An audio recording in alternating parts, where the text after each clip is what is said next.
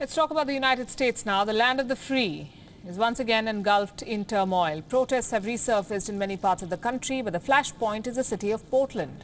It turns out the protests over police brutality never died down in Portland. The city has been rocked by protests for 56 consecutive nights. And now the demonstrations are turning violent.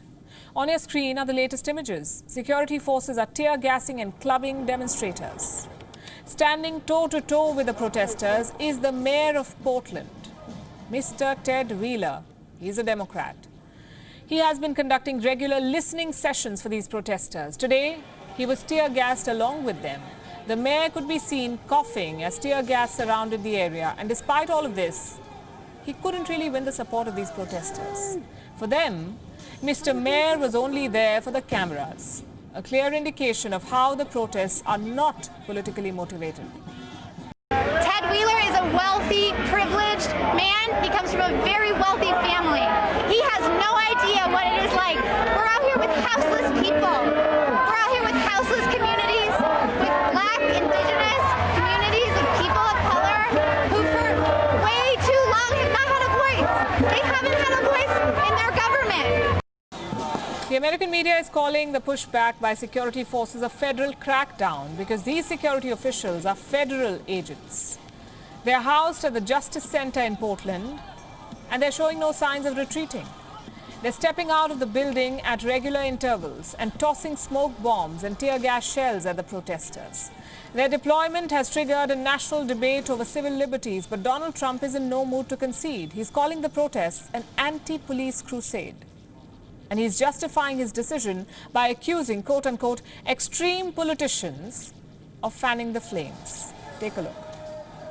Extreme politicians have joined this anti-police crusade and relentlessly vilified our law enforcement heroes. To look at it from any standpoint, the effort to shut down policing in their own communities has led to a shocking explosion of shootings, killings, murders, and heinous crimes of violence. This bloodshed must end. This bloodshed will end. The U.S. president wants to end the bloodshed, and he's come up with a plan. It's called Operation Legend.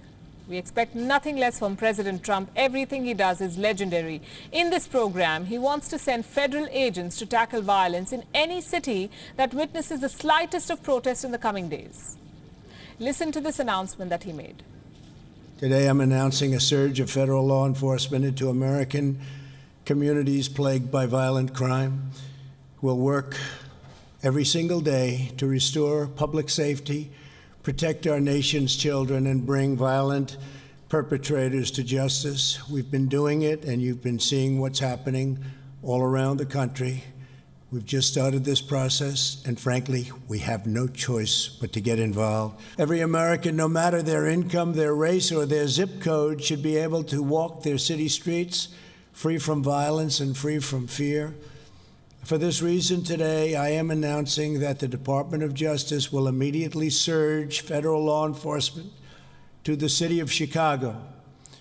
The FBI, ATF, DEA, U.S. Marshal Service, and Homeland Security will together be sending hundreds of skilled law enforcement officers to Chicago to help drive down violent crime. Now, let me elaborate on the so-called Operation Legend. Under this program, federal law enforcement agents, that is officials from the FBI, U.S. Marshal Service, and other law enforcement agencies will assist local police in combating what Donald Trump has described as a surge in violent crime. This is what the White House has been doing for a while now, focusing only on incidents of crime and not on the cause of the protests. For Donald Trump, every single protester is either a criminal, a political tool, a left radical, or a terrorist. But when it comes to racial discrimination and police brutality, he deflects all the questions. He followed the same strategy every time he was asked about his pandemic response. But now Donald Trump has had a change of heart, at least as far as the pandemic is concerned. The coronavirus is no longer just a flu for the U.S. president. He is taking it quite seriously now, and he carries a mask as proof wherever he goes. You have to watch this. I carry the mask when I have to go. I went into Walter Reed Hospital the other day. I have the mask right here, and I carry it, and I will use it gladly. No problem with it. And I've said that, and I say, if you can, use the mask. When you can, use the mask. If you're close to each other, if you're in a group, I would put it on when I'm in a group. If I'm in an elevator and there are other people with me, including like security people, it's not their fault. They have to be in the elevator. I want to protect them also.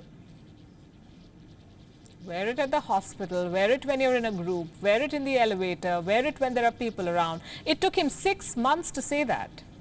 Well, better late than never.